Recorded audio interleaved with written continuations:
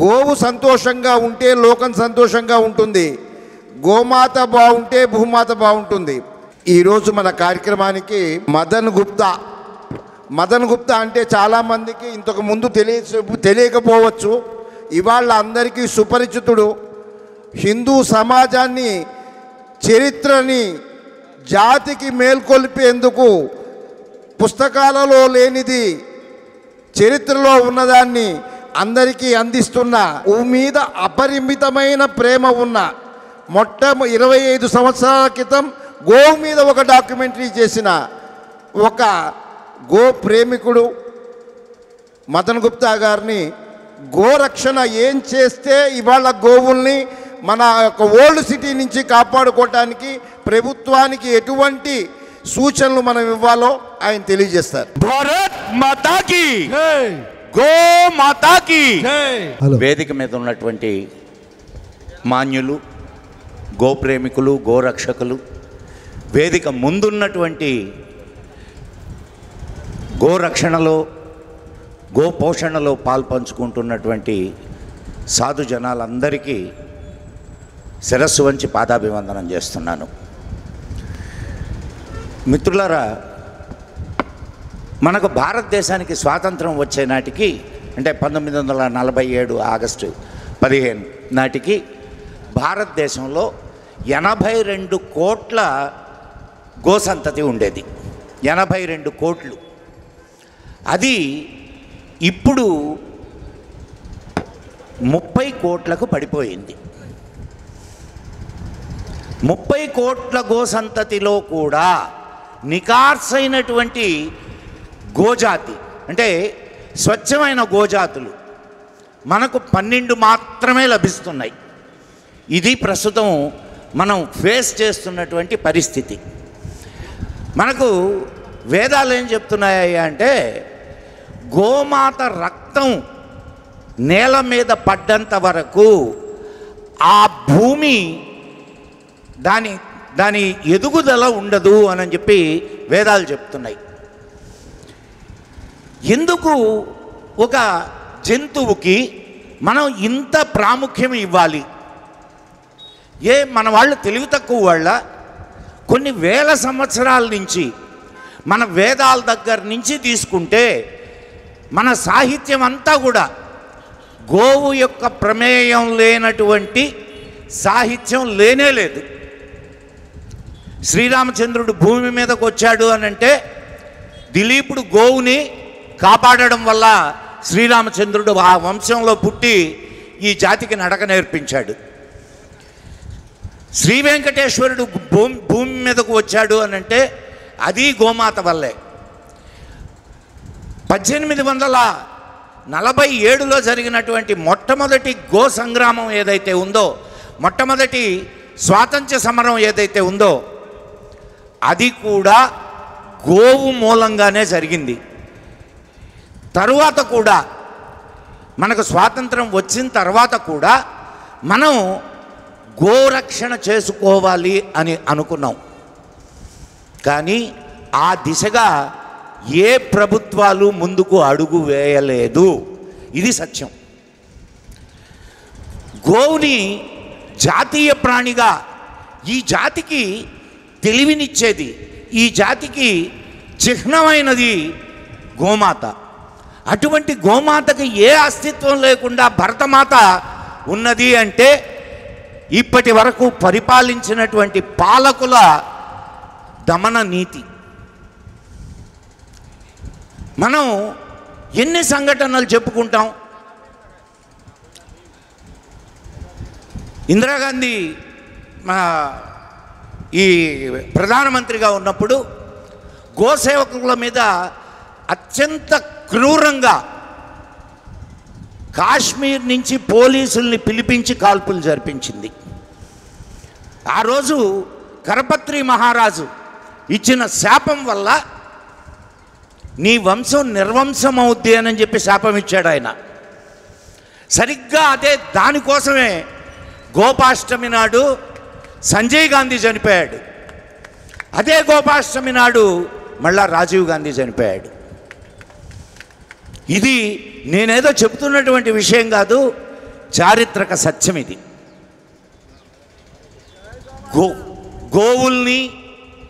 గోవుల్లాంటి సాధువుల్ని హింసించినటువంటి కారణంగా ఎటువంటి అధోగతి పాలవుతారో మనకు కళ్ళ ముందు కనిపిస్తున్నటువంటి నిదర్శనాలవి.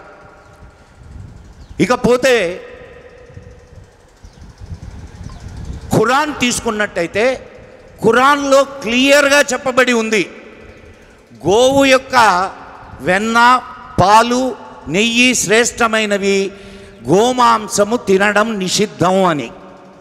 ఇది ఖురాన్లో చెప్పబడింది. అయినా సరే ముస్లింలు గోవుల్ని ఎందుకు చంపుతున్నారు అంటే వాళ్ళు ఖురాన్కి విరుద్ధంగా చేస్తున్నటువంటి సాహసం అది. ఖురాన్ ఖురాన్ ఖురాన్ అల్లా అల్లా అల్లా అంటూ ఖురాన్నే వ్యతిరేకిస్తున్నటువంటి జాతి అది. అది మన మీద కక్షతో, హిందువుల మీద కక్షతో గోవుల్ని సంహరిస్తున్నారు. కాబట్టి దీనికి ఖచ్చితంగా మన దగ్గర నుండి వ్యతిరేకత ఎదురు కావాలి. అనేక మంది తమ ప్రాణాలని పోగొట్టుకున్నారు గోరక్షణ చేస్తూ, గోవుల్ని కాపాడుతూ. అనేక మంది కేసుల్ని ఎదుర్కొంటున్నారు. ఇదంతా కారణం ఏమిటి? దీనికంతా మూలమైనటువంటి కారణం మన ప్రభుత్వాలకి గోవు మీద చిత్తశుద్ధి లేకపోవడం. మొన్నటికి మొన్న ఒక వారం రోజుల క్రితం ఎక్కడికక్కడ చెక్ పోస్టులు పెట్టి గోవుల వదకు వచ్చే గోవుల్ని పట్టుకోమని మేము పోలీస్ కమిషనర్ని ప్రార్థిస్తే, మీరేమీ దానిలో జోక్యం చేసుకోవద్దు, మేమే చెక్ పోస్టులు నిర్మిస్తామని చెప్పారు. మరి వాళ్ళు నిర్మించారో లేదో తెలియదు. వెరీ థర్డ్ డే, 3వ రోజు 32 గోవులు వదకపోతున్నటువంటి 32 గోవుల్ని మేము పట్టుకోవడం జరిగింది. ఇది ప్రభుత్వాల యొక్క నిష్ఠ, ప్రభుత్వాల యొక్క చిత్తశుద్ధి.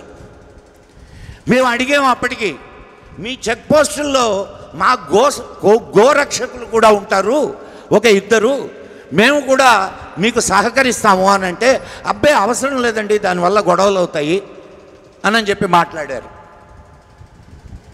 ఇటువంటి సమయంలో గోవుల్ని ఎలా కాపాడుకోవాలి, గోవుల్ని మనం ఎలా రక్షించుకోవాలి? ఇంకొక విషయం కూడా నేను ఇక్కడ మీకు చెప్పదలుచుకున్నాను. గోవుల్ని గోశాలలు పెట్టి కాపాడితే కాపాడబడతాయా? ఇది కూడా మనం ఖచ్చితంగా ఆలోచించాలా. రైతులు కాపాడితే కాపాడబడతాయి. రైతుకి గోవు యొక్క విలువ తెలియాలి. గోవుల యొక్క విలువని రైతులకు తెలియజేయగలగాలి. గో ఆధారిత వ్యవసాయాన్ని మనం ప్రమోట్ చేయాలి. గ్రామానికి వెళ్ళి, ఈరోజు మీరు కానీ జాగ్రత్తగా గమనిస్తే మన దగ్గర నుంచి మన ఆవుల్ని, ఎద్దుల్ని లాక్కున్నారు, మనకి ట్రాక్టర్లు, రసాయనిక ఎరువులు ఇచ్చారు. ఇవన్నీ వేసి పండించినటువంటి పంటలు తిని మన ఆరోగ్యాలు దెబ్బతిని మనం రోగులుగా తయారైతే మళ్ళా మనల్ని ట్రీట్ చేయడానికి మన దగ్గరున్న ఆయుర్వేదాన్ని లాక్కుని మనకు అలోపతిని ఇచ్చారు. ఇదంతా ఒక విషవలయంలో మనం చిక్కుకొని ఉన్నాం. ఈ విషవలయాన్ని ఛేదించాలి అని అంటే మళ్ళా మనం గోవుని ఆశ్రయించాల్సిందే. 1851లో మొట్టమొదటిసారిగా గణాంకాలు తీశారు. ఇది జనాభా లెక్కలు. మొత్తం 7% మంది మాత్రమే, అంటే 93% మంది ఆరోగ్యవంతులు, 7% మంది మాత్రమే రోగగ్రస్తులు. మళ్ళా గణాంకాలు తీసినప్పుడు, అంటే 2021లో తీయాలి, కోవిడ్ కారణంగా తీయలేదు. గణాంకాలు తీసినప్పుడు ఆశ్చర్యపోతారు మీరు, 73% మంది రోగగ్రస్తులు భారతదేశంలో. ఇది దేనివల్ల వచ్చింది? ఇటువంటి పరిస్థితి. ఎస్, జనాభా పెరుగుతుంది, లైఫ్ స్పాన్ పెరుగుతుంది, కానీ సరి అయినటువంటి జీవన విధానం లేకుండా మనం జీవనాన్ని సాగిస్తున్నాం. దీనివల్ల మన లైఫ్ స్టైల్ దెబ్బతినిపోయింది. ఆరోగ్యవంతమైనటువంటి జీవిస్తున్నాం. హాస్పిటల్కి పోకుండా మేము హాస్పిటల్కి వెళ్ళడం లేదు, మేము సంపూర్ణమైన ఆరోగ్యంతో ఉన్నాం అనేటటువంటి వాళ్ళు ఇక్కడ ఎంతమంది ఉన్నారు? చాలా చాలా గొప్ప విషయం. ఎందుకనంటే 2-3 చేతులు లేచినాయి, ఒకరే 2 చేతులు లేపారు కూడా. దీనికి కారణం ఏమిటి? దీనికి కారణం ఒక్కటే. దీనికి కారణం మనదైనటువంటి సంస్కృతిని, మనదైన గోమాతను మనం వదులుకోవడం. ఒకనాటి కాలంలో ప్రతి గ్రామానికి 3 రకాల భూములు ఉండేవి. 1 గుడిమాన్యం, 2 బడిమాన్యం, 3 గోచర భూములు. ఇందాక మన పెద్దలు చెప్తూ ఉన్నారు, గుడులకు ఉండేటటువంటి మాన్యాలలో గోవులకి సంరక్షణనివ్వాలి అని. అవసరమే లేదు. అసలు గోచర భూములు ఏ గ్రామంలో ఎన్నున్నాయి, ఏమైనాయి, వాటిల్ని బయటకు ఎందుకు తీసుకురావడం లేదు? వాటిని గురించి అడిగితే ఆర్టీఏలో మీకు అసలు సమాధానమే లభించదు. ఇంత అవకాశం మనకు ఉండి మళ్ళా మనం మన గోవులను మనం రక్షించుకోవడానికి మళ్ళా మన దేవాలయాల భూముల్ని మనం వాడుకోవాల్సిన పరిస్థితి ఏర్పడుతున్నది. మిత్రులారా, ప్రతి ఒక్కరూ ఒక సైనికుడైతే తప్ప ఈ పరిస్థితిని మనం మార్చలేం. మనం ప్రతి గ్రామానికి వెళ్ళాలి. ప్రతి రైతుని మనం ఈ ఉద్యమంలో భాగస్వామిగా చేయగలిగితే ఆ రోజు ఖచ్చితంగా గోవు బాగుపడుతుంది. గోవును రక్షించుకోగలుగుతాం. ఈరోజు పాలు ఎక్కువ ఇస్తున్నాయని మనకు ఒక పూతనను తీసుకొచ్చి మనకు అడ్డకట్టారు. దాన్ని నేను పూతన అనే అంటాను. దాని పేరు జెర్సీ ఆవు. జెర్సీ, హోలిస్టైన్ ఇవన్నీ క్రాస్ బ్రీడ్ ఆవులు. అమెరికాలో జరిగినటువంటి పరిశోధనలో ఏమి తేలిందనంటే ఆ ఆవు పాలు తాగడం వల్ల మనలో జెనెటిక్ చేంజెస్ వస్తున్నాయని చెప్పి తేల్చారు. మీరు అందరూ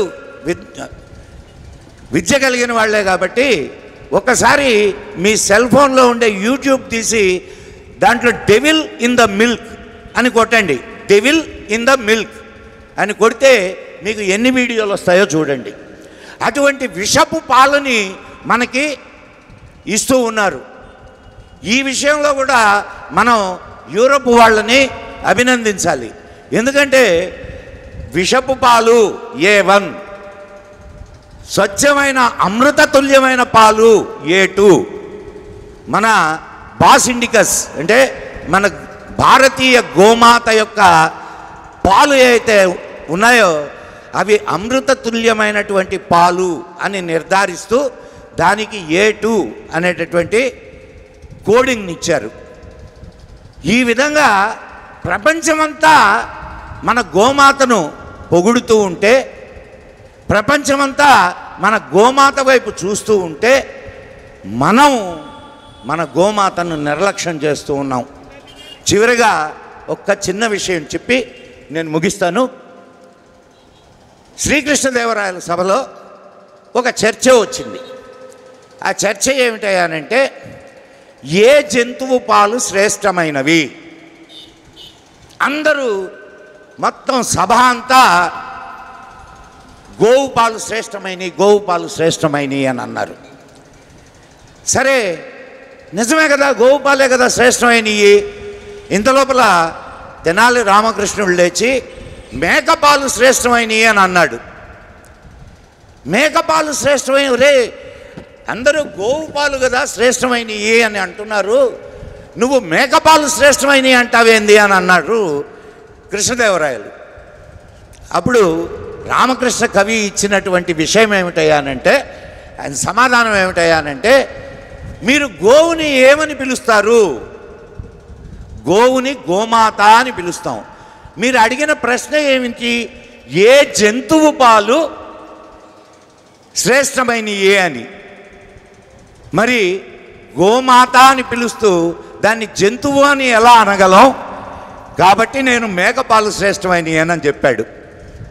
కాబట్టి ఒకనాటి కాలంలో తల్లులు బిడ్డలకి పాలు ఇవ్వలేని తల్లులకు గోవు పాలే శ్రేష్టమైనది అని మనకు స్క్రిప్చర్స్ చెప్తున్నాయి.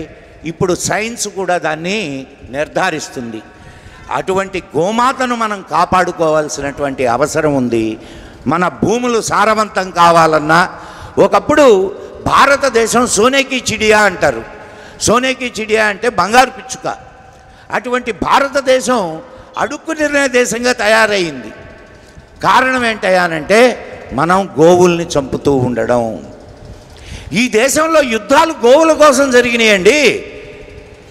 అటువంటి దేశంలో పుట్టి మనం గోవుల హత్యల్ని చూస్తున్నాము అనంటే మనం ఎటువంటి దౌర్భాగ్యపు పరిస్థితుల్లో ఉన్నామో మనం అర్థం చేసుకోవాలి. మిత్రులారా, ఒక్కసారి ఆలోచించండి. ఇది ఉద్యమంగా తీసుకోవాల్సినటువంటి అంశం. ఇది ఏదో ఒకసారి మనం ఇక్కడ కూర్చొని 4 మాటలు మాట్లాడుకొని మనం వెళ్ళిపోవడం కాదు. గ్రామానికి వెళ్ళాలి. ప్రతి ఇంటికి గోవు యొక్క గొప్పతనాన్ని గురించి, గోవు యొక్క ఉపయోగాలని గురించి, గోవు వెనక ఉన్నటువంటి సైంటిఫిక్ అప్రోచ్ని గురించి, వీటిని గురించి ప్రతి ఒక్కరికి తెలియజేయాల్సినటువంటి అవసరం ఉన్నది. సంఘ తరఫున, గోసేవా విభాగం తరఫున మేము ఆ కార్యం చేస్తున్నాం. స్కూళ్ళల్లో పరీక్షలు నిర్వహిస్తున్నాం. అండ్ ప్రతి ఇంటికి వెళ్ళి ప్రతి గ్రామంలో మేము గో ఆధారిత వ్యవసాయాన్ని గురించి ప్రమోట్ చేస్తున్నాం. ఈ ఉద్యమంలో నాకు ఇది ఉంది, నాకు ఇది లేదు, నేను చేయగలను, చేయలేను అనేటటువంటి ఆలోచనలు మాని ప్రతి ఒక్కరూ గోవు యొక్క గొప్పతనాన్ని ప్రతి ఇంటికి చేరవేసేటటువంటి కార్యక్రమాన్ని మనం చేపట్టాలి. మనం ఇంకొక జాతిని నిందిస్తూ కూర్చోవడం కంటే మన జాతిలో ఉన్నటువంటి లోపాలని మనం సరిదిద్దుకుంటూ మనం ముందుకు నడుద్దాం. గోమాతను రక్షించుకుందాం. జై గోమాత, జై గోమాత. మరిన్ని అప్డేట్స్ కోసం బ్యాక్ టు రూట్స్ యూట్యూబ్ ఛానల్ని సబ్స్క్రైబ్ చేసుకోండి.